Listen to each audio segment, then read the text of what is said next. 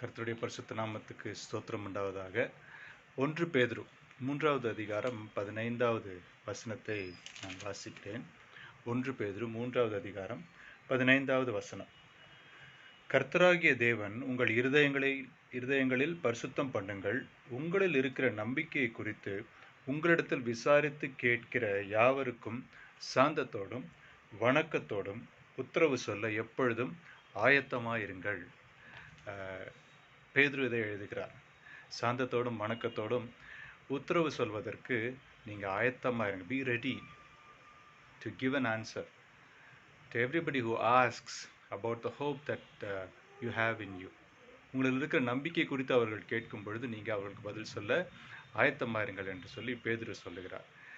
இந்த பேதுரு எதை கவனித்து அவர் சொல்லுகிறார்?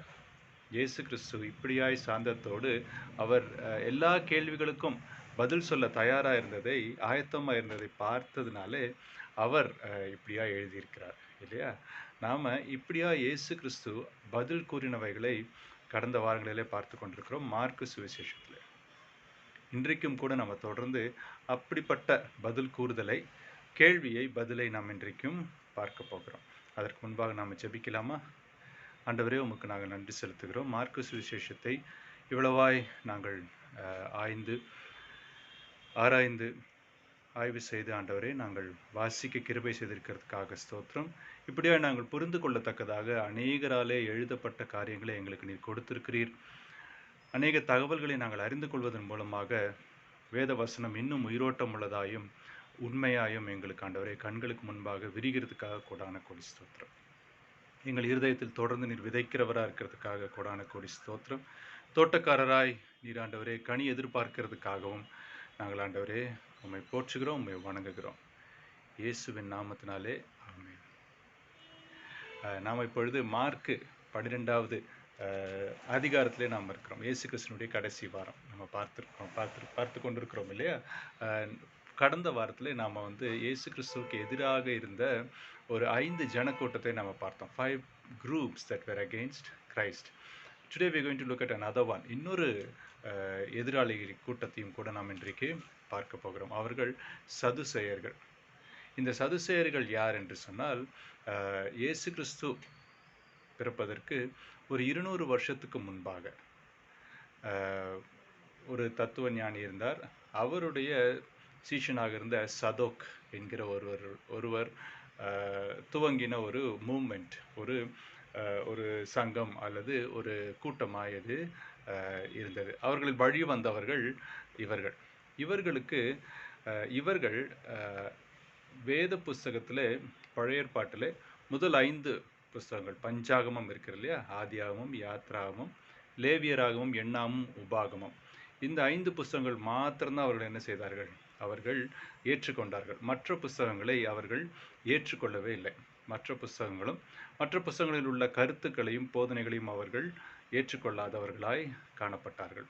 அதனாலே அவர்களுடைய நம்பிக்கை என்னவா இருந்தது என்று சொன்னால், மனிதனாக இருக்கிறான், கடவுளாக இருக்கிறார், மனிதனுடைய வாழ்க்கையில கடவுள் ஈடுபடுவதில்லை, இயற்கைக்கு அப்பாற்பட்ட காரியங்கள் என்று ஒன்றும் இல்லை, பிசாசு என்று ஒன்றும் கிடையாது, தூதர்கள் என்று சொல்லி யாரும் கிடையாது, மனிதன் மரித்தால் அவ்வளவுதான், அவன் புதைக்கப்பட வேண்டும், அதோடு அவன் கதை முடிந்து விடுகிறது. ஆத்மா என்று ஒன்று இல்லை. விசேஷமாக மனிதன் மரித்து உயிர்த்தெழுதல் என்பது இல்லை. There is no after life. மரணத்துக்கு பின்பாக ஜீவன் உண்டு என்பதை அவர்கள் மறுத்தார்கள். இவர்கள் இயேசு கிறிஸ்துவின் காலத்திலே ஒரு பெரிய ஒரு லெவலில் அவங்க இருந்தாங்க. தே வேர் பொலிட்டிக்கல் அண்ட் ரிலிஜியஸ். அவர்கள் அரசியல் ரீதியாகவும் மத ரீதியாகவும் இருந்தார்கள். பரிசேயர்கள் எப்படி இருந்தாங்க? மத ரீதியாகவும் அரசியல் ரீதியாகவும் இருந்தாங்க. சதுசேயர்கள் அரசியல் ரீதியாகவும் மத ரீதியாகவும் இருந்தார்கள். பரிசேயர்களுக்கும் சதுசேயர்களுக்கும் ஆகவே ஆகாது. ஏன்னா பரிசேயர்கள் உயிர்த்தெழுதலிலே நம்பிக்கை கொள்கிறவர்கள், சதுசேயர்கள் உயிர்த்தெழுதலை நம்பிக்கை கொள்கிறவர்கள் அல்ல. இப்படி எதிரும் புதிருமா இருக்கிறவர்கள் ஒன்று சேர்கிறார்கள் என்பதை நாம் பார்த்துருக்கிறோம். இப்போ இந்த சதுசேயர்களும் கூட இயேசு கிறிஸ்துவை கொல்ல வகை தேடினார்கள். இவர்களை பார்த்தும் தான் யோவான் ஸ்நானகன் விரியன் பாம்பு குட்டிகளே என்று சொல்லி அழைத்ததை நம்ம மார்க் தொடக்கத்தில் நம்ம பார்க்க முடியும், மத்தேயுலையும் நம்ம பார்க்க முடியும். இப்போ இப்படியா இருக்கிற சூழ்நிலை, இதுதான் இவனுடைய பேக்ரவுண்ட். இப்போ இயேசு கிறிஸ்து தேவாலயத்தில் இருக்கிறார். அப்பொழுதுதான் இந்த ஏரோதியர்கள் வந்து அவரிடத்துல கேள்வி கேட்டார்கள் இல்லையா? நம்ம போன வாரம் பார்த்தோம்.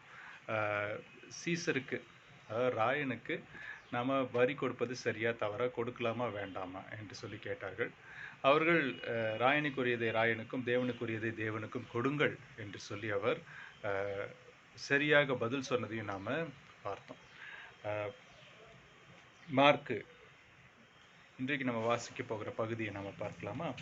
மார்க்கு 12வது அதிகாரம் 18வது வசனம். இங்கே மார்க் எழுதும்போது முதலிலேயே அவர் என்ன செய்கிறார்? ஒரு அறிமுகத்தோடு அவர் எழுதுகிறார். உயிர்த்தெழுதல் இல்லை என்று சாதிக்கிறார். அதாவது மார்க் எழுதும்போது என்ன சொல்கிறோம்? உயிர்த்தெழுதல் இருக்குது, ஆனால் இல்லைன்னு சொல்லி மார்க்குடைய நம்பிக்கை இங்கே நமக்கு தெரிகிறது இல்லையா? உயிர்த்தெழுதல் உண்டு, ஆனால் உயிர்த்தெழுதல் இல்லை என்று சொல்லி சாதிக்கிற இவர்கள் பிடிவாதமானவர்கள், சாதிக்கிறவர்கள். நாம் எல்லாருமே அப்படி தான் இல்லையா? நம்ம எதை நம்புகிறோமோ அதை நம்ம சாதிப்போம். நீங்கள் எல்லாருமே வாட்ஸ்அப் குரூப்லலாம் இருக்கிறீங்கன்னு நான் நம்புகிறேன். எல்லா வாட்ஸ்அப் குரூப்லேயுமே சாதிப்பதற்காக, தங்களுடைய நம்பிக்கையை சாதிப்பதற்காக சண்டை போடுகிறவர்கள் உண்டு. அதே போல் இவர்களும் சாதிக்க நினைக்கிறவர்கள். உயிர்த்தெழுதல் இல்லை என்று சாதிக்கிறார். அதாவது ஒரு மனிதன் மரித்த பின்பாக அவன் ஆத்மா திரும்ப உயிரோடு வரப்போவதில்லை, தட் இஸ் தி எண்ட், அதோடு முடிந்து போயிடுச்சு வாழ்க்கை என்று சொல்லி நம்புகிறவர்கள். சரி, இல்லை என்று சாதிக்கிற சதுசேயர்கள் அவரிடத்தில் சொன்னால் இயேசு கிறிஸ்துவனிடத்துல வந்து அப்போ லைன் கட்டி நிற்கிறாங்க இல்லையா? இயேசு கிறிஸ்துவோடு பேசுவதற்காக, அவரை சிக்க வைப்பதற்காக, அவரை கொலை செய்ய வகை தேடும் வண்ணமாய் அவர்கள் வந்து கேள்விகளை கேட்கிறார்கள். அவர்களுக்கு பதில் அவசியம் இல்லை. முன்னாடியே நம்ம பார்த்துருக்கோம் இல்லையா? கேள்வி கேட்கிற எல்லாத்துக்குமே பதில் தேவையே இல்லை. they don't want answers, they just want to ask and see what your view is. உங்களுடைய பார்வை என்ன என்பதை புரிந்து கொள்வது மாத்திரமே அவர்களுடைய நோக்கமாக இருக்கிறதே தவிர அவர்களுக்கு பதில் அவசியமில்லை. இங்கே இயேசுவினுடைய விஷயத்தில் இயேசு கிறிஸ்துவை பிடிக்கிறதுக்காக அவங்க முயற்சி செய்கிறாங்க. சரி, அப்போ இவங்க இயேசு கிறிஸ்து இடத்துல வருகிறார்கள். வந்து போதகரே என்று சொல்லி அப்போ அவங்க என்ன பண்ணுறாங்க? போதகரேன்னு அவரை ஒத்துக்கிறாங்க. A teacher had a good status in the Jewish community. யூத சமுதாயத்தில் ஒரு போதகருக்கு நல்ல ஒரு நிலைமை இருந்தது. ஜனங்கள் ஒருவரை போதகர் என்று சொல்லி ஏற்றுக்கொண்டிருந்தார்கள் என்று சொன்னால் அவர்களுக்கு ஒரு நல்ல ஒரு அந்தஸ்து கொடுப்பார்கள், ஒரு மரியாதை கொடுப்பார்கள். இன்றைக்கும் கூட அது உண்டு. ரபைஸ் அவர்களுக்கெல்லாம் நல்ல ஒரு மதிப்பு உண்டு. இவர்கள் என்ன சொல்கிறாங்க? நாங்கள் போதகர்னு ஒத்துக்கிறோம், போதகரே அப்படின்னு சொல்லிட்டு என்ன சொல்கிறாங்க? ஒருவனுடைய போதகரேன்னு சொல்லும்போது அவங்க இன்னொன்று என்ன சொல்ல வராங்கன்னா, நீங்கள் போதகர் தான், எங்களை மாதிரி உங்களுக்கு சனதரின் சங்கத்தில் பெரிய அதிகாரம் இல்லை, ரோம சாம்ராஜ்யத்தோடு உங்களுக்கு டச் எல்லாம் கிடையாது. You are what you are a teacher, நீங்கள் ஒரு போதகர். போதகரே, ஒருவனுடைய சகோதரன் சந்தானம் இல்லாமல் தன் மனைவியை விட்டு இறந்து போனால் அவனுடைய சகோதரன் அவன் மனைவியை விவாகம் பண்ணி தன் சகோதரனுக்கு சந்தானம் உண்டாக்க வேண்டும் என்று மோசே எங்களுக்கு எழுதி வைத்திருக்கிறாரே அப்படின்னு சொல்லி சொல்கிறாங்க. இப்போ இவங்க அவர்கிட்ட இருந்து திரும்ப ஒரு ஃபார் ஆர்குமெண்ட் சேக் அப்படின்னு சொல்லுவாங்க இல்லையா? விவாதத்திற்காகவே அவர்கள் என்ன பண்ணுகிறார்கள்? ஒரு கேள்வியை முன்வைக்கிறார்கள். இந்த கேள்வி அவர்கள் பரிசேயர்களிடத்திலும் கேட்டிருந்திருக்க முடியும். பரிசேயர்களுக்கும் சதுசேயர்களுக்கும் இந்த விஷயத்தில் சண்டை வந்திருக்க முடியும். இப்போ இவங்க என்ன கேட்குறாங்க அப்படின்னு சொன்னால், ஒரு மனிதன் இருக்கிறான், அவன் மனைவி இருக்கிறாங்க. அந்த மனிதன் இறந்து போனால் அந்த மனிதனுடைய சகோதரன் விதவையான இந்த பெண்ணை திருமணம் செய்து கொள்ள வேண்டும் என்று சொல்லி மோசே எழுதியிருக்கிறார். எங்கே எழுதியிருக்கிறார்? உபாகமம் 25வது அதிகாரத்தில் பார்த்தோம்னா இருக்குது. முதல் 5 ஆகமங்கள் மோசேயினாலே எழுதப்பட்டது என்று சொல்லி பாரம்பரியமாகவே நம்பப்படுகிறது. நாமும் கூட அப்படி தான் நம்பிக்கை வைக்கிறோம். இந்த யூதர்களும் அதை நிச்சயமாகவே நம்பினார்கள். உபாகமம் 25ல் 25வது அதிகாரம்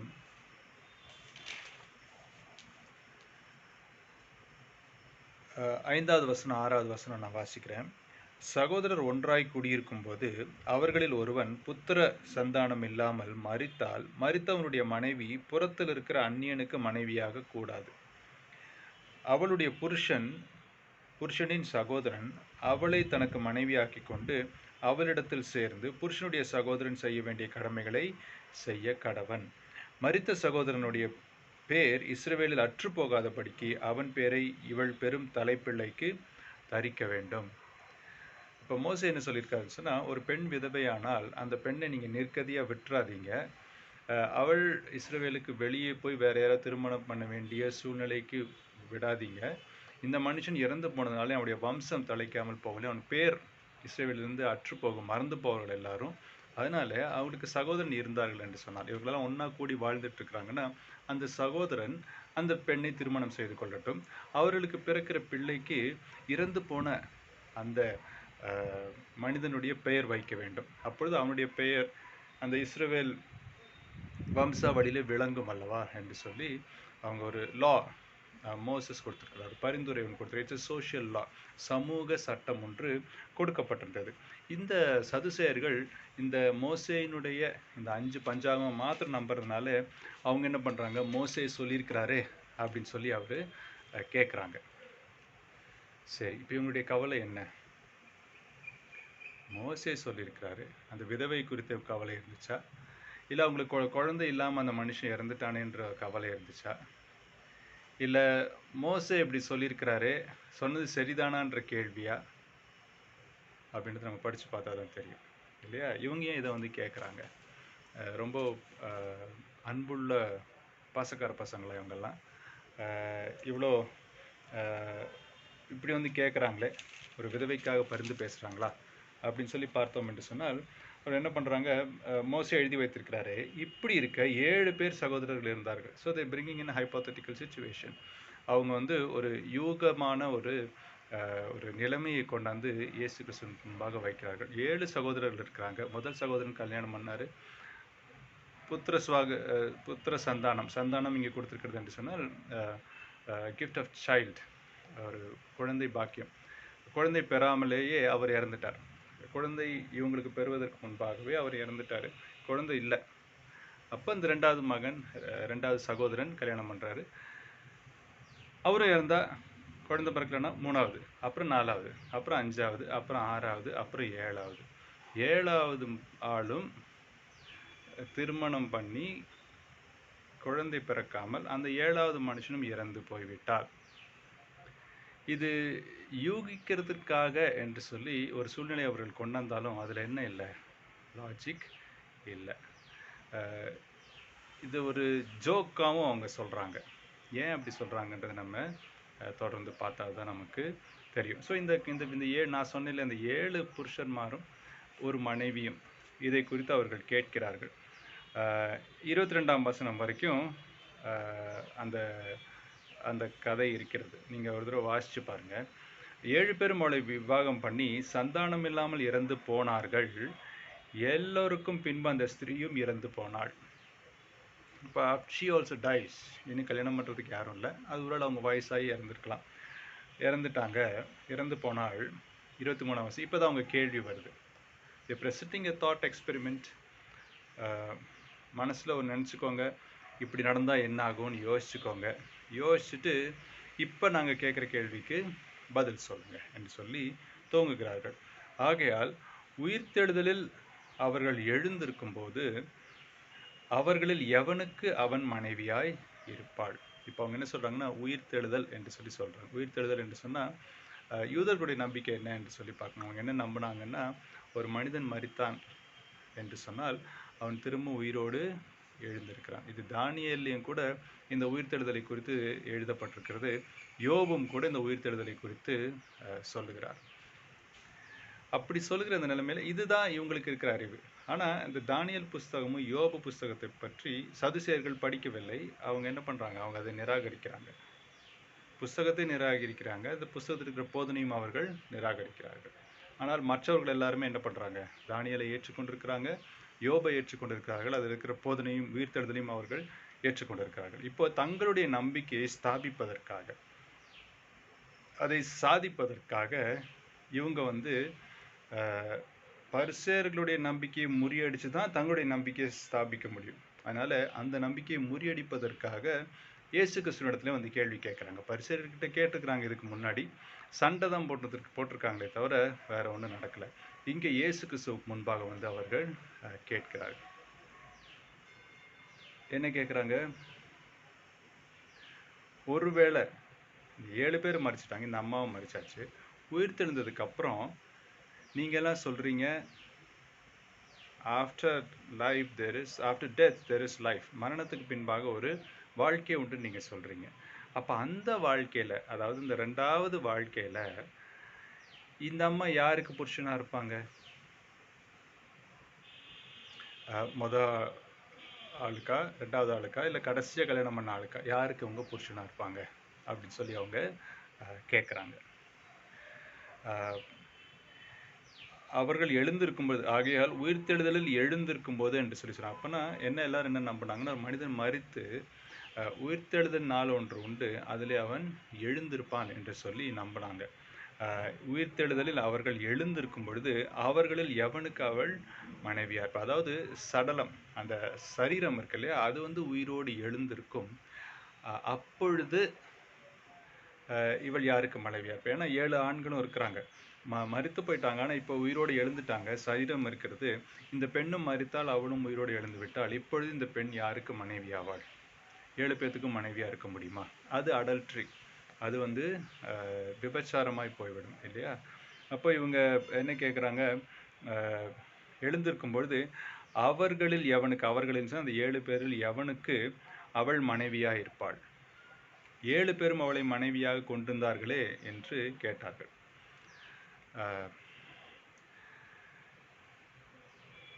இது வந்து இவங்க எப்பவும் கேட்டுக்கிற கேள்வி. அதனால அவங்க என்ன பண்ணாங்க, அதை இயேசு கிறிஸ்துவிடத்துல வந்து கேட்டாங்க.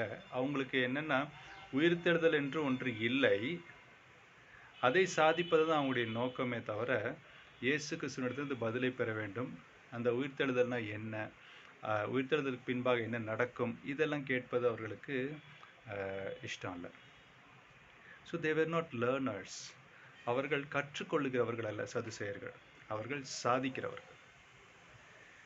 வேதத்தை வாசிக்கும் பொழுது நல்ல உதாரணங்களை நாம் பார்க்கிறோம், கெட்ட உதாரணங்களை நாம் பார்க்கிறோம். இதில் இந்த சதுசேயர்கள் வந்து நல்ல உதாரணம் அல்ல, இவர்கள் கெட்ட உதாரணமாக இருக்கிறார்கள். அவர்கள் சாதிக்கிறவர்கள், சீஷர்கள் அல்ல. அவர்கள் வந்து கற்றுக்கொள்ளுகிறவர்கள் அல்ல. இப்போ இயேசு கிறிஸ்துவை பின்பற்றுகிற நாம எல்லா இடத்துலையும் போய் சாதித்து கொண்டிருப்பது நம்முடைய பணி அல்ல. வி ஷுட், இப்போ நம்ம முதல்ல 1 பேதுரு 3:15 நம்ம வாசிச்சோம்னா, அன்போடும் வணக்கத்தோடு தான் நம்ம என்ன செய்ய வேண்டும், நாம் நம்முடைய நம்பிக்கை குறித்து நம்ம மற்றவர்களிடத்துல சொல்ல வேண்டுமே தவிர சாதிப்பதற்காக அல்ல. இந்த சதுசேயர்கள் சாதிப்பதற்காக வந்தாங்க, சாதிக்கிறது அவருடைய நோக்கம், கற்றுக்கொள்வது அவருடைய நோக்கம் அல்ல. சரி, அதை இயேசு கிறிஸ்து அறிந்திருந்தாரா? கண்டிப்பாக அறிந்திருந்தார் இல்லையா? திரும்ப 23 வாசிக்கிறேன். ஆகையால் உயிர்த்தெழுதலில் அவர்கள் எழுந்திருக்கும் போது அவர்களில் எவனுக்கு அவள் மனைவியா இருப்பாள். அப்போ அவங்க என்ன சொல்றாங்கன்னா, சரீரம் எழுந்திருக்கும் அப்படின்னு அவங்க சொல்றாங்கன்னு இவங்க சொல்றாங்க. மற்ற யூதர்கள் எல்லாரும் நம்புறாங்க சரீரம் எழுந்திருக்கும்னு சொல்லி. ஆனா எங்களுடைய சாதோக் அவர் வந்து அதை நம்பல. எங்களுக்கு அதெல்லாம் அப்படிதான் கற்றுக் கொடுத்துருக்காங்க. மனிதன் மரித்தது தான், சடலம் போனது அதோட முடிஞ்சு போச்சு, இட்ஸ் ஓவர். நரகம் என்றோ மோட்சம் என்றோ தூதர்கள் என்றோ அதெல்லாம் ஒன்றுமே கிடையாது. ஆனால் கடவுள் இருக்கிறார்.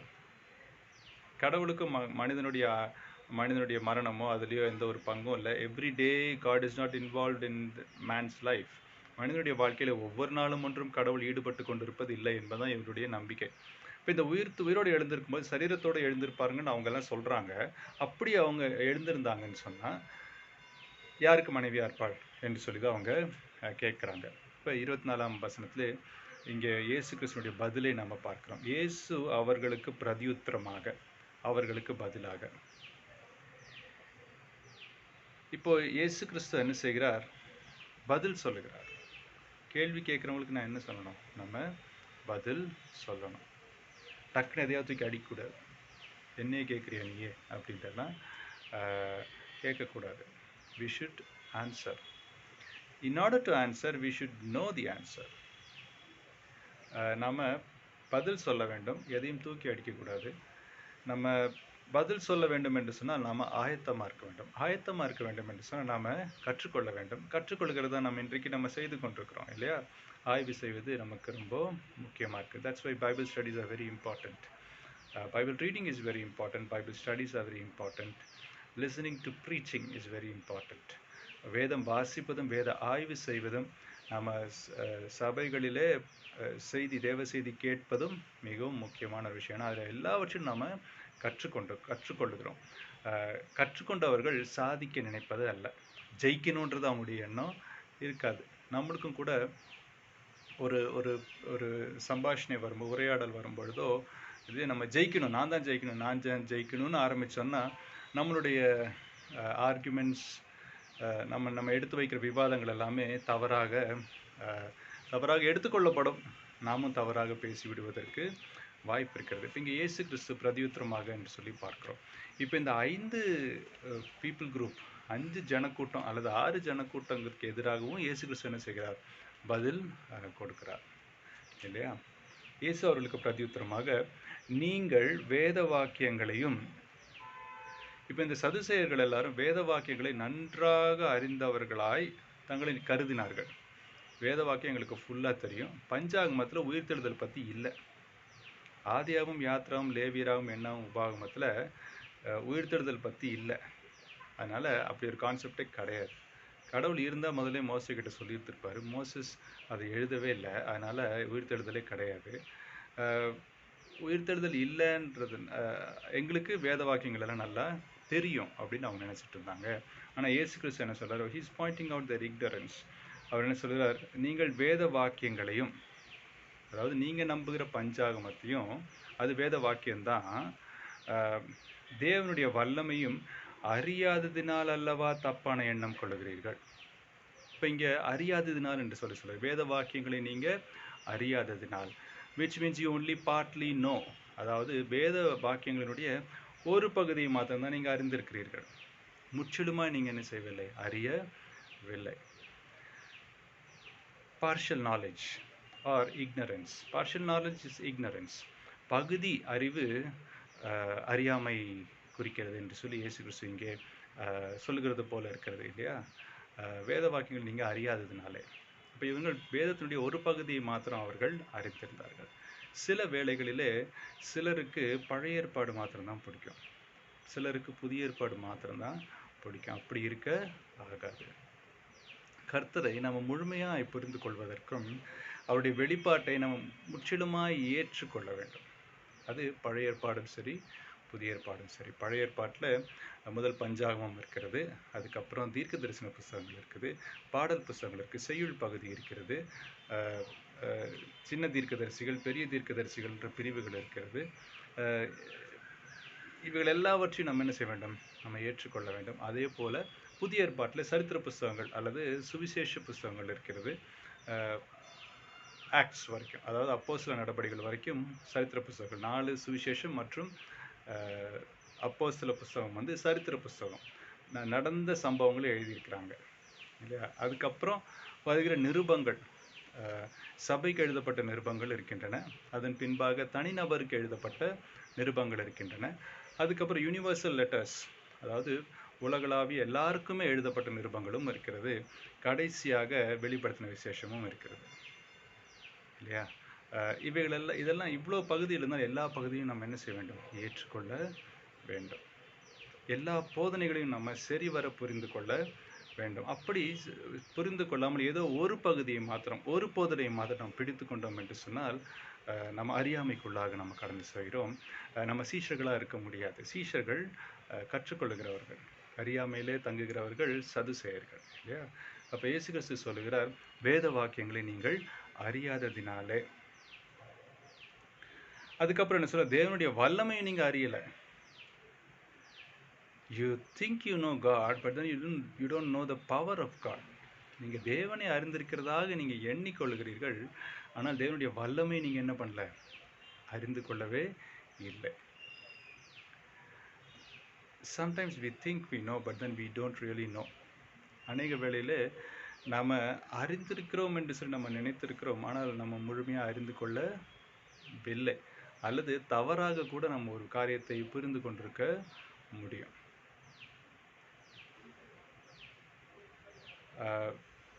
நீங்கள் நிறைய தடவை ஏதாவது ஒரு கான்செப்டை நீங்கள் முதல்ல தெரிஞ்சிருக்குன்னு நினச்சிருப்பீங்க, ஆனால் திரும்ப போய் ஒரு தடவை படித்து பார்க்கும்போது தான், ஓ இது இப்படியா, நான் வேறு மாதிரி புரிஞ்சிருக்கனே என்று சொல்லி நீங்கள் யோசித்த சூழ்நிலைகள் உங்களுக்கு நினைவு இருக்கலாம். எனக்கு அது தாராளமாகவே நடந்திருக்கிறது. இங்கே அவர் என்ன சொல்லுகிறார், நீங்கள் வேத வாக்கியங்களை உங்களுக்கு விருப்பமானபடி உங்களுடைய நீங்கள் எதெல்லாம் சாதிக்கணும்னு நினைக்கிறீங்களோ அதுக்கேற்றபடி நீங்கள் புரிஞ்சுக்கிட்டீங்க. தேவனையும் கூட நீங்கள் ஒரு ஒரு வட்டத்துக்குள்ளாக அடக்கி வைத்துக்கொண்டு நீங்கள் அவரை தவறாக புரிந்து கொண்டீர்கள் என்று சொல்லி சொல்கிறார். அதை தவறு என்று சொல்லி சொல்கிறார். So there is ignorance and error.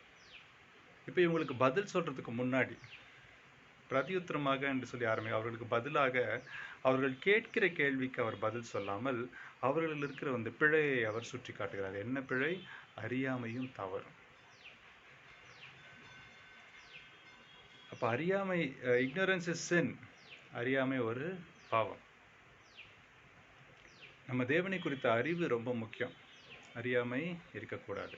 வேதத்தினுடைய ஒரு வேத புஸ்தகத்தினுடைய ஒரு பகுதியை மாத்திரம் பிடித்து கொண்டு இதில் தான் நான் தேவனை நான் அறிந்து கொள்வேன், இது மாத்திரம்தான் தேவனுடைய வெளிப்பாடு என்று சொல்லி நாம் என்ன செய்யக்கூடாது, நம்ம சொல்லக்கூடாது. அநேக வேளைகளிலே அயல் நாடுகளிலும் கூட அநேகர் கேட்கிற கேள்வி, இந்த விஷயத்தை இயேசு கிறிஸ்து சொல்லலையே, பவுல் தானே சொன்னார் அப்படின்னு சொல்லி சிலர் கேட்கிறது உண்டு.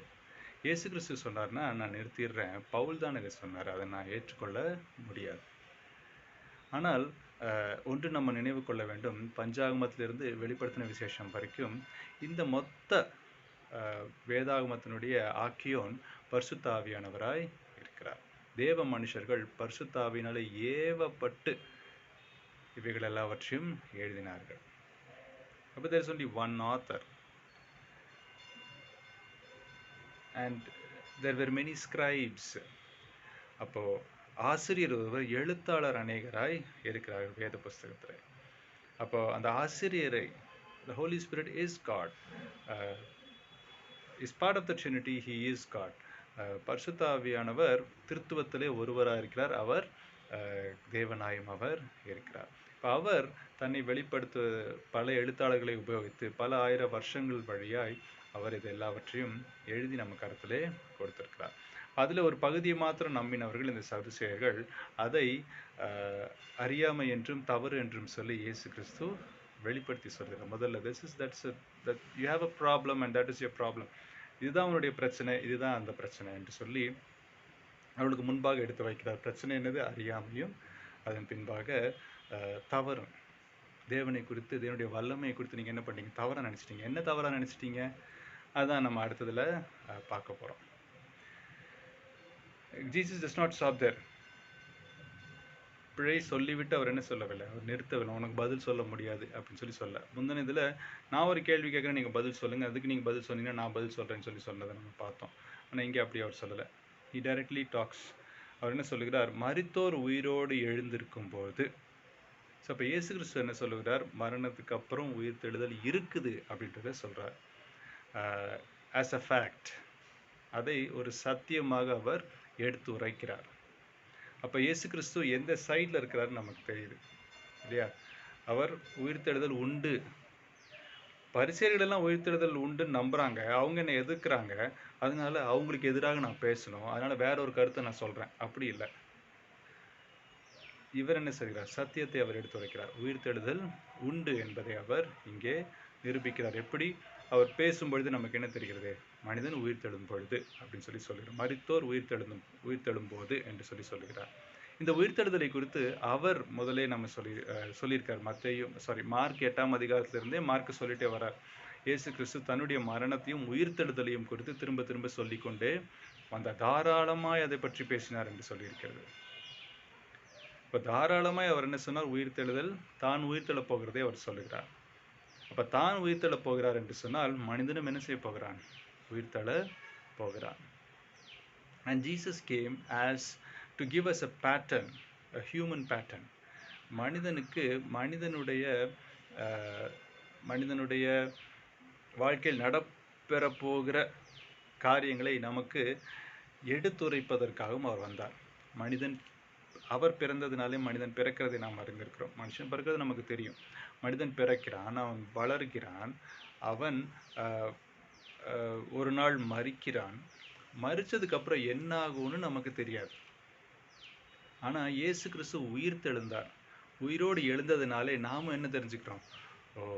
நமக்கும் உயிர் தெழுதல் இருக்குதுன்றத அவர் நமக்கு ரொம்ப திட்டமாய் வெளிப்படுத்தி கொண்டு போனார் இல்லையா? அப்போ உயிர்த்தெழுதல் உண்டு. அந்த உயிர்த்தெழுதல் உண்டுன்றதை தான் மரிப்பதற்கு முன்பாக இவர்களுக்கு அவர் விளக்கி சொல்லுகிறதை நாம பார்க்கிறோம். சரி, இப்போ பிரச்சனை உயிர்த்தெழுதல் இல்லைன்னு அவங்க நினைச்சிட்டு இருக்கிறாங்க. ஆனால் இவர் என்ன சொல்றாரு? அதை ஆனால் அவங்க கேட்குற கேள்வி உயிர்த்தெழுதல் இருக்கா இல்லையான்னு அவங்க கேட்கல. ஆனால் இயேசு கிறிஸ்து சொல்ல உயிர்த்தெழுதல் இருக்குது அப்படின்னு ஃபர்ஸ்ட் அதை என்ன சொல்றாரு? அதை நிரூபிக்கிறார். ஸோ அப்போ இயேசு கிறிஸ்து எவ்வளவு கவனித்திருக்கிறார் என்று சொல்லி பாருங்கள். அந்த கேள்விக்கு பின்பாக இருக்கக்கூடிய நோக்கங்களை அவர் அறிந்திருந்தார். அந்த நோக்கங்களுக்கு பின்பாக இருந்த மனிதர்களை அவர் அறிந்திருந்தார். There are always people behind questions. கேள்விகளுக்கு பின்பாக மனுஷர்கள் இருக்கிறாங்க. அந்த மனிதர்களுடைய நோக்கங்கள் இருக்கின்றன. அவைகளை நாம் என்ன செய்ய வேண்டும்? அன்போடு அறிந்து கொள்ள வேண்டும். அவர்களுக்கு வணக்கத்தோடு நம்ம அன்போடு பதில் சொல்ல வேண்டும். இயேசு கிறிஸ்து ஒரு நல்ல உதாரணத்தை நம்ம பார்க்கிறோம். இப்போ இயேசு கிறிஸ்து என்ன சொல்கிறார்? மரித்தோர் உயிரோடு எழுந்திருக்கும் பொழுது, so he's saying the people die and then they rise, they resurrect. அவர்கள் எழுந்திருக்கும் பொழுது கொள்வனையும் கொடுப்பனையும் இல்லை, அவர்கள் பரலோகத்தில் இருக்கிற தேவதூதர்களைப் போல இருப்பார்கள். ஒரே சென்டென்ஸ்ல சதுசேயர்களுடைய எல்லா நம்பிக்கைகளையும் அவர் முறியடிக்கிறதை நாம பார்க்கிறோம். அவங்க என்ன நம்பல? பரலோகம்னு ஒன்று இருக்குன்னு அவங்க நம்பல. தேவதூதர்கள்னு ஒன்று இருக்கிறாங்கன்றது நம்பல. மரிச்சதுக்கு அப்புறம் ஒரு மனுஷன் உயிரோடு எழுந்திருப்பான்றதுல அவங்க நம்பல. ஆனா இயேசு கிறிஸ்து ஒரே சென்டென்ஸ்ல என்ன சொல்லுகிறார்? ஒரே வாக்கியத்துல மரித்தோர் உயிரோடு எழுந்திருக்கும் பொழுது அவங்க எந்திரிப்பாங்கயா. எந்திரிச்சு அவங்க எல்லாரும் எங்கே போவாங்க? அவங்க பரலோகத்தில் இருக்கிற தேவதூதரை போல இருப்பார்கள் சொல்லி. அப்ப பரலோகம்னு ஒன்று இருக்கு, தேவதூதர்கள்னு ஒன்று இருக்கிறார்கள் என்பதை அவர் என்ன செய்கிறார்? அவர் சொல்லுகிறார். அப்ப இயேசு கிறிஸ்து எப்படி அதை சொல்ல முடியும்? அங்கிருந்து தான் அவர் வந்திருக்கிறார். There is no better person than Jesus to tell us about heaven. மோட்சத்தை குறித்து, பரலோகத்தை குறித்து இயேசுவை தவிர வேற யார் நமக்கு சொல்ல முடியும்? அவர் சத்தியத்தை அவர் எடுத்து உரைக்கிறார். அவர் சொல்லுகிறார், மனிதன் மரிக்கிறான், அவன் உயிரோடு எழுந்திருக்கிறான், அவன் பரலோகத்துக்கு வருகிறான், அவன் தேவதூதர்களை போல இருக்கிறான். அப்ப தேவதூதர்கள் இருக்கிறாங்க, அதை சொல்லிட்டார். அப்ப அவங்க தேவதூதர்கள் ஆவாங்கன்னு சொல்லல அவர். He did not say they become angels. அவர்கள் தேவதூதர்கள் ஆவார்கள் என்று சொல்லவில்லை, தேவதூதரை போல இருப்பார்கள் என்று சொல்லி அவர் சொல்லுகிறார். அப்ப பரலோகம்னா என்ன? முன்னே அவர் சொல்லுகிறார், பரலோகத்தில் இருக்கிற எங்கள் பிதாவே என்று சொல்லி கற்றுக் கொடுத்திருக்காரு. அது தேவன் இருக்கிற ஒரு இடமா இருக்கிறது, தேவ சமூகமாய் அது இருக்கிறது. It's a definite place. அது நிச்சயமாகவே இருக்கிற ஒரு ஸ்தலமா இருக்கிறது. அந்த ஸ்தலத்துல தேவன் இருக்கிறார், தேவதூதர்கள் இருக்கிறார்கள். அப்பனா தேவன் அங்க மாத்திரம்தான் இருக்கிறாரான்னா இல்லை, அவர் எல்லா இடத்துலையும் இருக்கார், சர்வ வியாபியா இருக்கிற கர்த்தர். சரி, இங்க அவர் என்ன சொல்லுகிறார்? மரித்தோர் உயிர்த்தெழுதலும் எழுந்திருக்கும் பொழுது கொள்வனையும் கொடுப்பனையும் இல்லை. அப்படின்னா பெண் கொடுப்பதும் பெண் எடுப்பதும் இல்லை. ஒரு இங்கிலீஷ் பைபிளில் நம்ம வாசிச்சு பார்க்கலாமா? சில டைம்ல நீங்க லாங்குவேஜஸ், பிட்வீன் லாங்குவேஜஸ் செக் பண்றது நல்லது. கொள்வனையும் கொடுப்பனையும் சொன்னால் நம்ம இப்போ பொதுவாக அதை யூஸ் பண்ணுகிற வார்த்தை இல்லை இல்லையா? கொள்வனையும் கொடுப்பனையும் சொன்னால் அது it may be goods also. இது வஸ்துக்களை குறித்தும் கூட அது சொல்லலாம் இல்லையா? அப்போ என்னதான் சொல்லியிருக்கிறாங்க அப்படின்றத நம்ம பார்க்க முடியும். மத்தேயு 12வது அதிகாரத்தில் இங்கே நம்ம பார்க்குறோம். 24வது வசனம், ஜீசஸ் செட் டு தம். நான் இங்கே காட்ஸ் வேர்ட் டிரான்ஸ்லேஷன் ஒரு பைபிள் எடுத்து வாசிக்கிறேன். Aren't you mistaken because you don't know the scriptures or God's power? When the dead come back to life, they don't marry. Rather, they are like angels in heaven. இங்கே ரொம்ப டைரெக்டாக அவர்கள் கல்யாணம் பண்ணிக்கிறது இல்லை அப்படின்னு சொல்லி அவர் சொல்லுகிறார். ஸோ இவங்க என்ன நினச்சிக்கிட்டாங்கன்னா, உலகத்தில் இங்கே என்ன நடக்குதோ மறிச்சுட்டு அதுக்கப்புறம் உயிரோடு எழுந்துக்கிறாங்கன்னு சொல்கிறாங்க. அப்போ உயிரோடு எழுந்தாங்கன்னா இதே திருப்பியும் அங்கே தொடருமா அப்படின்றத அவங்க நினச்சிட்டு இருந்திருக்காங்க. தொடரும்னு எல்லாரும் சொல்கிறாங்க, அது நாங்கள் மறுக்கிறோம்னு சொல்லி சாதிக்கிறவங்களா இருந்தாங்க. அதனால தான் அவங்க என்ன சொல்கிறாங்க, 7 பேர்த்து கூட இந்த பெண்மணி கல்யாணம் பண்ணியிருக்கிறாங்க. உயிர்த்தெழுந்ததுக்கப்புறம் அந்த she still married to him, அவங்களுக்கு இன்னும் அவங்களோட திருமணத்தில் தானே இருக்கிறாங்க. அப்போ இன்னும் தொடர்ந்து அவங்க திருமணம் அந்த நிலைமை தானே இருக்கணும், அந்த நிலைமை கண்டினியூ ஆகணுமே அப்படின்னு சொல்லி சொல்கிறாங்க. ஆனால் இவர் அந்த ஒரே வாக்கியத்தில் அவர் என்ன சொல்கிறார், கொள்வனையும் கொடுப்பனையும் இல்லை என்று சொல்லி சொல்கிறார். It is not like on earth. இங்கே business is not as usual after resurrection. இங்கே நடக்கிறது போலவே எல்லாம் உயிர்த்தெழுதலுக்கு அப்புறம் நடக்காது அப்படின்னு சொல்லி அவர் சொல்கிறார். which also means that there are no relationships. அங்கே உறவுகள் இல்லை என்பதையும் கூட அந்த ஒரு காரியத்தையும் அவர் வெளிப்படுத்துகிறார். அப்போ ஒரே வாக்கியத்திலே எத்தனை சத்தியங்களை அவர் சொல்லுகிறதை பார்க்கிறோம் இல்லையா? ஒரே வாக்கியத்தில் அவர் என்ன சொல்றார், மனிதன் மரித்தோர் உயிர்த்தெழுந்திருக்கும் பொழுது அப்படின்னு சொல்ல மரித்தவர்கள் உயிர்த்தெழுந்திருக்கிறார்கள், உயிர்த்தெழுதல் உண்டு என்பதை அவர் சொல்கிறார். பரலோகம் என்று ஒன்று உண்டு, அங்கே தேவதூதர்கள் இருக்கிறாங்க, அந்த தேவதூதர்களை போல மனிதர்கள் மாறுவார்கள். இப்போ தேவதூதர்களுக்கு சரீரம் கிடையாது, they are spiritual beings, அவர்கள் ஆவிக்குரியவர்களாக இருக்கிறாங்க. ஸோ மேன் பிகம்ஸ் ஸ்பிரிட், மனிதன் ஆவியாய் அவன் மாறுகிறான். இப்போ நீங்கள் உலகத்தில் சொல்கிற மாதிரி இந்த இந்த அசுத்தாவியாக அவன் மாறுறதில்லை. நல்லா ஞாபகம் வச்சுக்கணும், ஒரு மனிதன் மரிக்கும் பொழுது அவன் பேயாக மாறுறதில்லை, அவன் ஆவியாய் மாறுவது இல்லை. இது வேற நம்பிக்கை. வேதத்தின் அடிப்படையில் அப்படி கிடையவே கிடையாது. பைபிளில் எங்கேயுமே ஒரு மனுஷன் செத்து போய் அவன் ஆவியாய் அலைந்து கொண்டிருக்கிறான் என்று சொல்லி எங்கேயுமே இல்லை. அது கொஞ்சம் நம்ம லோக்கல் பிலீஃப், நம்முடைய தேசத்தினுடைய ஒரு பண்டைய ஒரு நம்பிக்கையாக இருந்தது. மனிதர்கள் மரித்து அவர்கள் ஒன்று சாமி ஆயிடுறாங்க, இல்லாட்டி தேவதூதர்கள் ஆயிடுறாங்க, இல்லாட்டி அவங்க ஆவி ஆயிடுறாங்க, அந்த ஆவி சுற்றிக்கிட்டு இருக்குது, அதெல்லாம் சொல்கிறாங்க இல்லையா? இங்கே வந்து சந்தோஷமாக மறித்தாலும், அல்பாயுஸில் போனாலும், தற்கொலை பண்ணி மறித்தாலும் ஆவி சுற்றிட்டு இருக்க போகிறதில்ல. மரித்தவர்கள் எழுந்திருக்க போகிறார்கள். அவருடைய ஆவி, மனிதன் ஆவி ஆத்மா சரீரம் என்று சொல்லி மூன்றாய் வேதம் பிரிக்கிறது. சரீரம் இங்கே இருக்குது, அவன் ஆவியாக எழுந்திருந்து கர்த்தருக்கு முன்பாக போய் நிற்கிறான். கர்த்தர் பரலோகத்தில் இருக்கார், பரலோகத்தில் தேவதூதர்கள் இருக்கிறார்கள், தேவதூதர்களை போல. So like angels, not angels, தேவதூதர்களை போல என்று சொல்லியிருக்கிறார் இல்லையா?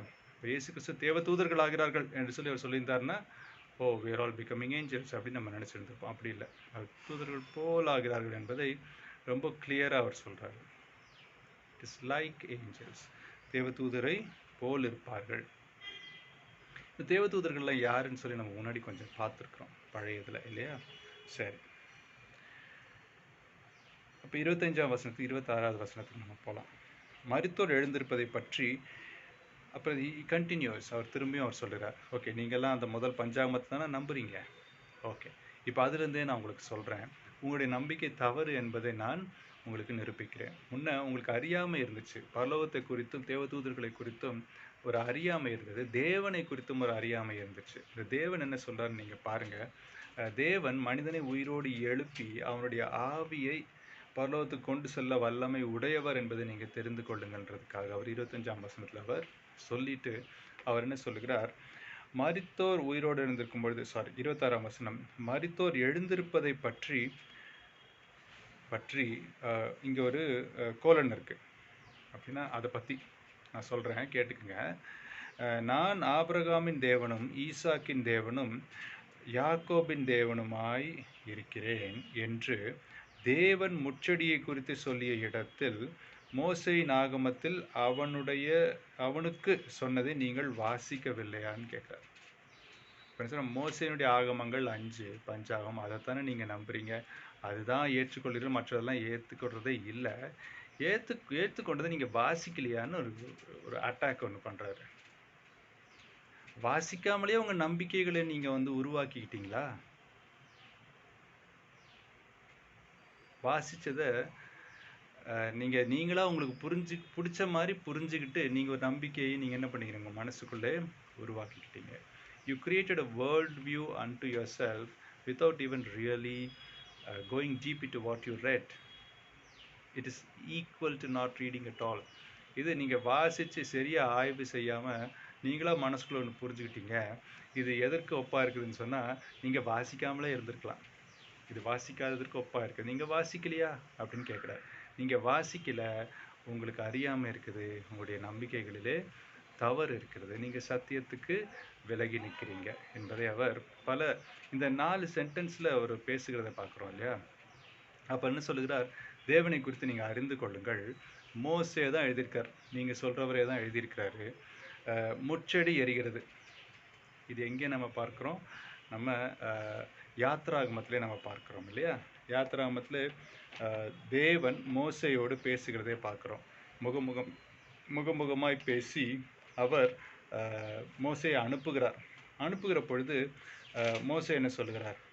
ஐயோ, நான் அங்கே போனால் ஜனங்க என்ன யார் அனுப்புனான்னு சொல்லி கேட்டால் நான் என்ன சொல்கிறது அப்படின்னு சொல்லி கேட்கும்பொழுது கர்த்தர் அவர் பேசுகிறார் இல்லையா. அப்போது இந்த யாத்ரா 3ஆம் அதிகாரத்தில் தெளிவாக இருக்கிறது. மோசே ஆடுகளை மேய்த்து வந்தான். அவன் ஆடுகளை வனாந்தரத்தின் பின்புறத்திலே ஓட்டி தேவ பர்வதமாகிய ஓரேப் மட்டும் வந்தான். அங்கே கர்த்தனுடைய தூதனானவர் ஒரு முட்செடியின் நடுவிலிருந்து உண்டான அக்கினி ஜுவாலையிலே நின்று அவனுக்கு தரிசனமானார். அப்பொழுது அவன் உற்று பார்த்தான். முட்செடி அக்கினியால் ஜுவாலித்து எரிந்தும் அது வெந்து போகாமல் இருந்தது.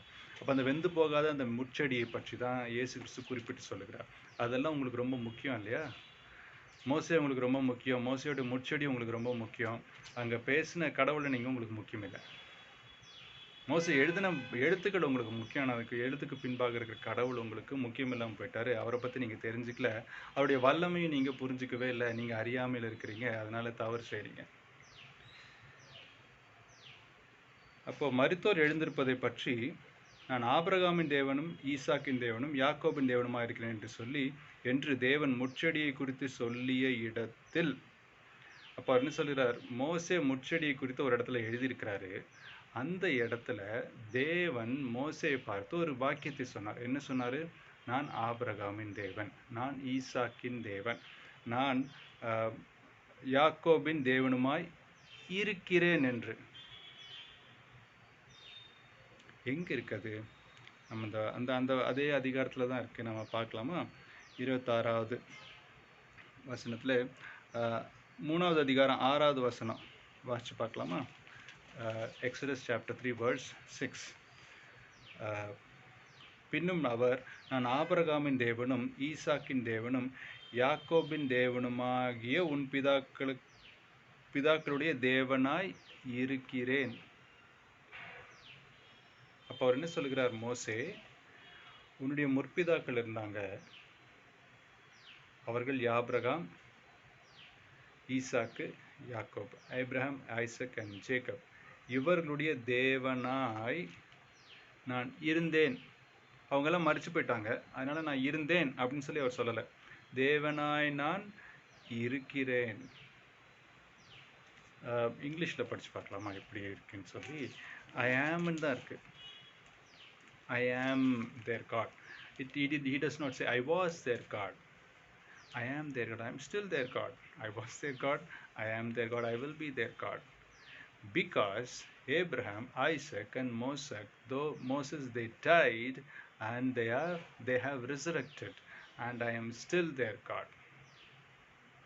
அப்போ ஆபிரகாமும் ஈசாக்கும் மோசையும் மரித்தார்கள், அவர்கள் உயிரோடு எழுந்திருக்கிறார்கள், அதனாலே நான் தேவனாய் இருக்கிறேன். I am still there God. நான் தேவனாய் இருக்கிறேன் என்று அவர் சொல்லுகிறார். நான் ஆங்கிலத்தை ஒரு தடவை பார்த்துடலாம், பார்த்துட்டு நம்ம இது பண்ணிக்கலாம். Exodus chapter 3 verse 6.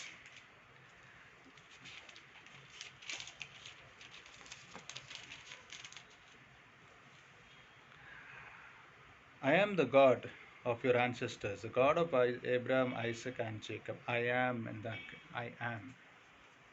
So it is a present continuous. இல்லையா? நிகழ்காலத்தில் இருக்கிறேன், அவர்கள் இருக்கிறாங்க, நானும் இருக்கிறேன்.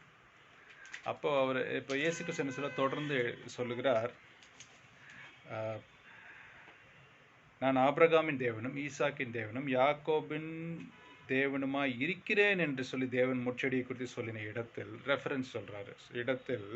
ஏன்னா அந்த டைமில் வந்து ரெஃபரன்ஸ் இல்லை, யாத்ராமம் 3:6 அப்படின்ட்டு இல்லை. அப்போ வந்து ஹிஸ் டெல்லிங் எ போர்ஷன், அந்த ஒரு விஷயம் வருது இல்லையா முச்செடி பற்றி, அந்த இடத்துல அந்த 6வது வசனத்தில் சொல்கிறார். அப்போ Jesus was very correct in coating. அந்த ரெஃபரன்ஸ் கொடுக்கறதுல இயேசு கிறிஸ்து சரியாக இருந்தார். அவருக்கு சரியான ரெஃபரன்ஸ் கொடுக்குறார். என்ன சொல்கிறாரு? நான் ஆபிரகாமின், ஈசாக்கின், யாக்கோபின் தேவனுமாய் இருக்கிறேன் என்று சொன்ன இடத்துல மோசே நாகபத்தில் அவனுக்கு சொன்னதை நீங்கள் வாசிக்கலையா? இருக்கிறேன்னு சொன்னார். சரி, அதுக்கு என்ன இப்போ? Yes, we have read about it. You read about it, but then did you really understand it? நீங்கள் அதை வாசிருக்கீங்க, ஒருவேளை அதை நீங்கள் புரிச்சுக்கிட்டீங்களா? இந்த சம்பாஷணம் நடக்கலை, நான் தான் சொல்கிறேன். ஆனால் அதுதான் இம்ப்ளாய் பண்ணுறாரு. அதுதான் அவர் என்ன சொல்கிறாரு, குறிப்பிட்டு சொல்லுகிறார். நீங்கள் வாசிக்கலையா? வாசிங்க, ஆனால் உங்களுக்கு புரிஞ்சுக்கல, அதுக்கு பேசாமல் நீங்கள் வாசிக்காமே இருந்திருக்கலாம் இல்லையா? அப்போ வேத ஆய்வினுடைய முக்கியத்துவங்களை நாம் அறிந்து கொள்கிறோம் இல்லையா? இருக்கிறேன் அப்படின்னு சொல்கிறதுல வந்து அதில் ஒரு அர்த்தம் இருக்கிறது. சரி, 27ஆம் வசனம். அவர் மரித்தோருக்கு தேவனாயிராமல் ஜீவனுள்ளோருக்கு தேவனாயிருக்கிறார். அப்படின்னு என்ன அர்த்தம்? ஆபிரகாம் முற்பிதாக்களான மோசேயினுடைய முற்பிதாக்களான, நீங்கள் அதிகமாக மதிக்கிற மோசேயினுடைய முற்பிதாக்களான ஆபிரகாம், அவருடைய மகன் ஈசாக்கு, அவருடைய மகன் யாக்கோபு. இந்த யாக்கோபுல தான் நீங்கள் எல்லாரும் வந்திருக்கீங்க. இந்த சதுசேயருக்கும் அவர்கள் மூதாதையர்கள் தான். அப்போ அந்த 3 பேருனுடைய தேவனா நான் இருக்கிறேன், அவர்கள் மரிக்கவில்லை, அதாவது மரித்திருக்கிறார்கள். அவர் என்ன இருக்காங்க? ஜீவனோடு இருக்கிறார்கள் என்று சொல்லி தான் அர்த்தம் இல்லையா? அவர் என்ன சொல்றாரு? மரித்தோருக்கு தேவனாயிராமல். அப்போ தேவன் மரித்தோருக்கு தேவனாக இருக்கிறது இல்லை, அவங்க தான் மரிச்சிட்டாங்களே. So God is not a dead God, He's a living God, and then this God is for living people. And He said, I am the God of Abraham, Isaac and Jacob, which means Abraham, Isaac and Jacob are alive, are living, which means they died and they resurrected. இப்போ இவர் என்ன சொல்கிறார்? நான் ஜீவனுள்ளோருக்கு தேவனாக இருக்கிறேன், நான் ஜீவனுள்ள தேவன், அதனால் ஜீவனுள்ளோருக்கு தேவனாக இருக்கிறேன், நான் ஆபிரகாம், ஈசாக்கு, யாக்கோபுக்கு தேவனாய் இருக்கிறேன். அப்படி என்று சொன்னால் யாக்கோபும் ஈசாக்கும் ஆபிரகாமும் மரித்தார்கள், ஆனால் அவர்கள் உயிரோடு எழுந்து இப்பொழுது ஜீவன் உள்ளவர்களாய் இருக்கிறார்கள், அவர்களுக்கு நான் தேவனாய் இருக்கிறேன், ஆகையாலே உயிர்த்தெழுதல் உண்டு என்பதை அவர் என்ன செய்கிறார்? ரொம்ப தெளிவாய் அவர்களுக்கு சொல்லுகிறார். நீங்கள் வாசிக்கலையா? அவர் மரித்தோருக்கு தேவனாயிராமல் ஜீவனுள்ளோருக்கு தேவனாய் இருக்கிறார் அப்படின்னு சொல்லி நம்ம இங்கே பார்க்கிறோம். அவர் ஜீவனுள்ளோருக்கு தேவனாக இருக்கிறார் அப்படின்னு சொன்னால் நீதிமொழிகள் 19வது அதிகாரத்தை எடுத்து வாசிக்கலாமா? நீதிமொழி நான் இப்போ தான் பார்க்குறேன், பட் லெட் அஸ் செக், நம்ம எடுத்து பார்க்கலாம். நீதிமொழிகள் 19வது அதிகாரம்.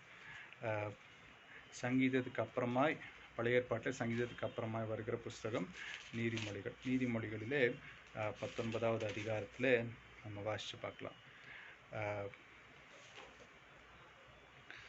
நீதிமொழிகள் 19:27.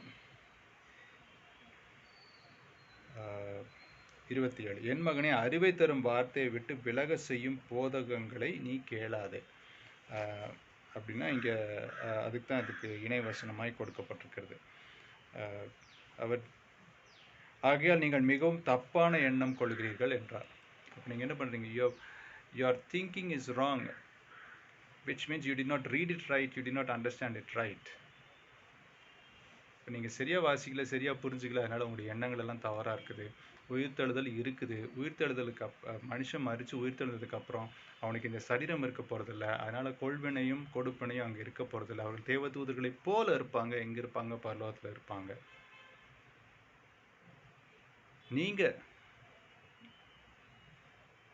ரொம்ப செலக்டிவாக படிக்கிற, ரொம்ப தேர்ந்தெடுத்து படிக்கிற இந்த பஞ்சாகமத்தில் இத்தனைக்கான கருத்துக்களும் உண்டு. அதை நீங்கள் இத்தனை நாள் வாசித்து தரவாக இருக்கிறதா நீங்கள் நினச்சிக்கிட்டு இருக்கிறீங்க. ஆனால் நீங்கள் கோட்டை விட்டீங்க, நீங்கள் சரியாக வாசிக்கலை. சத்தியம் இதுதான். இதை சொல்ல இயேசு கிறிஸ்துவை தவிர வேறு யாரும் சொல்ல முடியாது. ஏன்னா அவர் முற்றிலுமாய் பரலோகத்தை குறித்தும் தேவதூதர்களை குறித்தும் தேவனை குறித்தும் தேவனுடைய வல்லமை குறித்தும் அவர் அறிந்திருக்கிறார். அவரே தேவனுமாய் இருக்கிறார். அவர் வல்லமை உள்ளவராயும் அவர் இருக்கிறார். ஜஸ்ட் 3 sentences, 3 வாக்கியங்களிலே எத்தனை காரியங்களை அவர் புரிய வைத்திருக்கிறார் இல்லையா? ரவி ஜக்கரையாஸ்னு ஒருத்தர் கேள்விப்பட்டிருப்பீங்க. அவர் என்ன சொல்றாருன்னா, ஒருத்தருக்கு நீங்கள் ஒரு விளக்கம் சொல்லணும்னா அதை சுருக்கமாக சொல்லுங்க.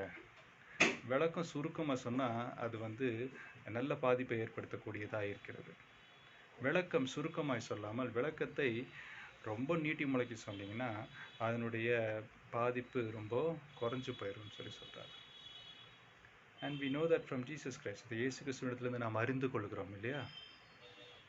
அவர் சுருக்கமாய் சொல்றதை நம்ம பார்க்கிறோம். அப்போ அவருடைய மொத்த நம்பிக்கைகளையுமே அவர் புரட்டி போடுகிறவராய் சத்தியத்தை பேசியவர் சொல்லுகிறார். எத்தனை வாக்கியங்கள் நான் பார்க்கட்டுமா? மார்க் 12 24 ஒரே வாக்கியமாக தான் இருக்குது. 25 ஒரே 2 சென்டென்ஸ் இருக்குது. அப்போ 3 சென்டென்ஸ் ஆயிடுச்சு. 4 சென்டென்ஸ், 5 சென்டென்ஸில் 5 வாக்கியங்களிலே அவர் முற்றிலுமாக அவருடைய கேள்விக்கும் பதில் சொல்லுகிறார். அதே நேரத்தில் அவருடைய நம்பிக்கைகளை புரட்டி போடுகிறார். சாதிக்கிறவர்கள் இன்றைக்கு சாதிக்க முடியாமல் போயிடுச்சு. They could not, and we cannot try and fight with God and try to achieve something. கர்த்தருக்கு முன்பாக நின்று எதையாவது சாதிக்க நம்ம நினைப்பது முட்டாள்தனமாக இருக்குது. ஏன்னா நிறையா சத்தியங்களை குறித்து நமக்கு தெரியவில்லை. இப்போ கர்த்தரை அறிகிற அறிவும் கர்த்தருடைய வல்லமையும் அவர் கூறுகிற வார்த்தை குறித்து நமக்கு என்ன வேணும்? அறிவு வேண்டும். அறியாமை இருக்கக்கூடாது.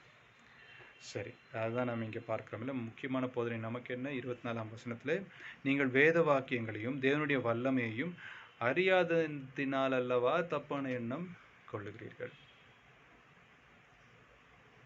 So knowing God is very important. தேவனை அறிகிற அறிவு வேத வாக்கியங்களிலிருந்து வருகிறது. அந்த வேத வாக்கியங்களை குறித்த நல்ல தியானங்கள் நமக்கு ரொம்ப முக்கியம். இல்லாட்டி நம்மளுடைய டாக்ட்ரின், நம்முடைய எண்ண கோட்பாடுகள் தவறாய் போய்விடும். நாமும் சாதிக்கிறவர்களாய் கற்றுக்கொள்ளாதவர்களாய் நாம் மாறி விட முடியும். இந்த சதுசேயர்களைப் போல. சதுசேயர்கள் தேவனை அறியாதவர்கள். தேவன் ஒரு இடத்துல சொல்கிறார், நான் உங்களை அறியவில்லை என்று சொல்லுகிறார். அதே போல் நம்ம தேவனை அறியாதவர்களாய் நாம் இருந்துவிட கூடாது. இத்தனையும் நம்ம கரத்தில் கொடுக்கப்பட்டது பின்பாக மேலோட்டமாக இதை வாசித்து போய்விடக்க கூடாது. நம்ம அந்த தவறை நம்ம செஞ்சிடக்கூடாது. நம்ம ஜெபிப்போமா? ஆண்டவரே, உம்முடைய சமூகத்தில் நாங்கள் வருகிறோம். தேவரீர் வேத வாக்கியங்களை நாங்கள் இன்னும் அதிகமாக புரிந்து கொள்ள கிருபை செய்திருக்கிறீர். ஈர்த்தாமே ஆண்டவரே, இந்த வேத வாக்கியங்களை நாங்கள் சரியானபடி வாசிக்க, சரியானபடி புரிந்து கொள்ள கிருபை தாரும். எங்களிடத்திலே கேட்கிறவர்களுக்கு அன்போடும் வணக்கத்தோடும் நாங்கள் பதில் சொல்லுகிறவர்களாய் காணப்பட கிருபை தாரும். சதுசேயர்களைப் போல சாதிக்கிறவர்களாய் நாங்கள் காணப்படாமல், எங்களுக்குள்ளே அந்த பக்தி பெருமை எங்களுக்குள்ளே காணப்படாதபடிக்கு எங்களை ஆண்டவரே பரிசுத்த ஆவியானவருடைய மறைவிலே நீர் காத்து கொள்ள வேண்டுமாய் நாங்கள் கெஞ்சி கேட்கிறோம். எங்களிடத்தில் அன்பு மாத்திரம் புறப்பட்டு எங்களிடத்திலிருந்து ஆண்டவரே நல்ல கற்றுக்கொள்ளும் அந்த மனப்பான்மை எங்களிலே காணப்பட நீர் கிருபை தாரும். நீர் அப்படியாய் செய்ய போகிறதுக்காக நாங்கள் நன்றி செலுத்துகிறோம். இந்த ஆய்வையும் நீர் ஆசீர்வதித்து கொடுத்ததுக்காக ஸ்தோத்திரம். இயேசுவின் நாமத்தினாலே ஆமென். சரி, அடுத்த வாரத்தில் இன்னொரு கேள்வி பதிலையும் கூட நம்ம பார்க்க போகிறோம். இந்த மத்தேயு 22ஆம் அதிகாரத்தில் இதே சம்பவம் கொடுக்கப்பட்டிருக்கிறது. 22:33 வசனத்தில் நீங்கள் பார்த்தீங்கன்னா, அதை கேட்டு எல்லாரும் ஆச்சரியப்பட்டார்கள் என்று சொல்லியிருக்குது. That was a reaction of people standing around them. எல்லாரும் ரொம்ப ஆச்சரியப்பட்டாங்க. ஸோ அதையும் நம்ம புரிஞ்சுக்கணும். That was a reaction.